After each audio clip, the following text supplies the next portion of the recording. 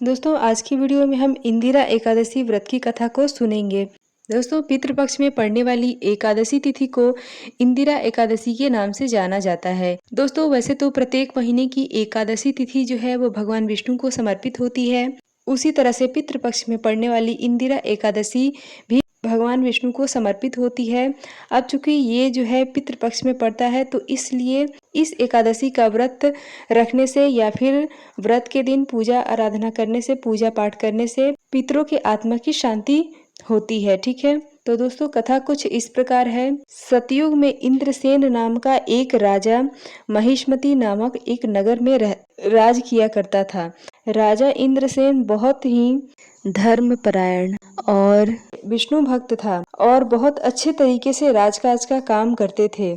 उनके राज्य में प्रजा खूब खुशहाल थी। एक दिन उनके राज्यसभा में देवर्षि नारद पधारे। राजा ने देवर्षि नारद का खूब स्वागत सत्कार किया और उनके अपने राज्य में आने का कारण जानना चाहा।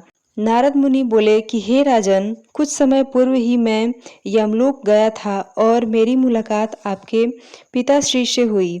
वहां से लौटते समय आपके पिता ने आपके लिए एक संदेश भेजा कि उनके जीवन काल में एक बार एकादशी का व्रत भंग हो गया था, जिसके कारण उन्हें अब तक मुक्ति नहीं मिल पाई है और उन्हें यमलोक में ही रहना पड़ रहा है।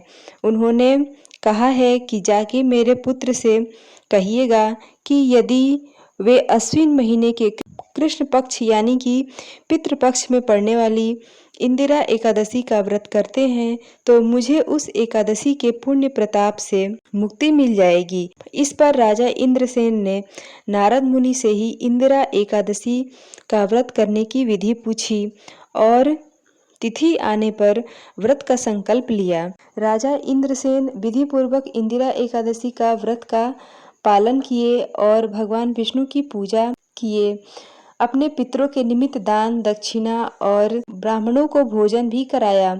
इस तरह राजा इंद्रसेन की एकादशी व्रत के पुण्य प्रताप से उनके पिता को यमलोक से मुक्ति मिल गई और वे स्वर्ग लोक चले गए और राजा इंद्रसेन ने इस एकादशी का व्रत के कारण उन्हें भी मृत्यु उपरांत स्वर्ग लोक की प्राप्ति हुई। तो दोस्तों ये थी पितृपक्ष में पड़ने वाली इंदिरा एकादशी व्रत की कथा। कथा आपको कैसी लगी कमेंट में ज़रूर बताएं। मिलती हूँ इसी तरह से एक और वीडियो के साथ, तब तक के लिए बाय।